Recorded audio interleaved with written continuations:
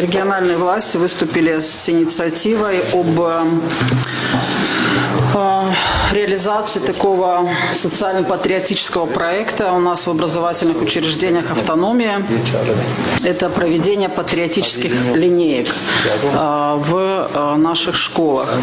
Это делается для того, чтобы продолжать формировать у учащихся ценностное отношение к родине, к ее истории, к языку, культуре, народу, который населяет и нашу автономию, и Республику Молдову в целом, воспитание активной гражданской позиции, чувство ответственности за собственное поведение в обществе. Поэтому мы предлагаем ввести в образовательных учреждениях еженедельные патриотические линейки, которые будут как раз направлены на укрепление гражданско-патриотического воспитания. Когда в школах начинают вводиться уроки государственного патриотизма, это означает, что в государстве что-то идет не так. Если детей надо учить любить Родину, это значит, что Родина не любит своих детей. Патриотизм – это любовь к Родине. Это личное чувство, личное переживание человека. Родина – это не государство и не власть.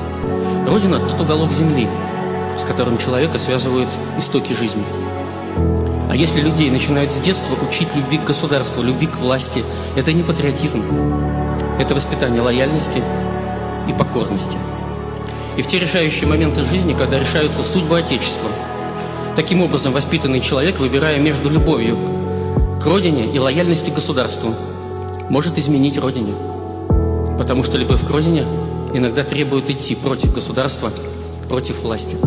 Когда детям будут рассказывать о патриотизме на примере Великой Отечественной войны, им скажут о цене победы, об уничтоженных еще до начала войны командирах и военных специалистах, о пакте Молотова-Риббентропа, о смертельных ошибках Сталина, о миллионах до сих пор не найденных и не погребенных солдат, о победителях, сосланных после победы в концлагеря, об инвалидах, спрятанных в глуши, о детях войны, о многоэтажных домах на могильных рвах концлагерей.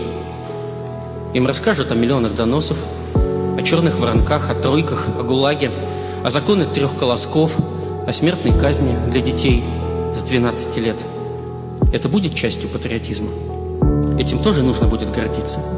Или просто помнить, чтобы никогда больше? Можем повторить. Это патриотизм? Принудительное воспитание патриотизма – это предвестие государственного политического банкротства. В любую эпоху, в любой стране.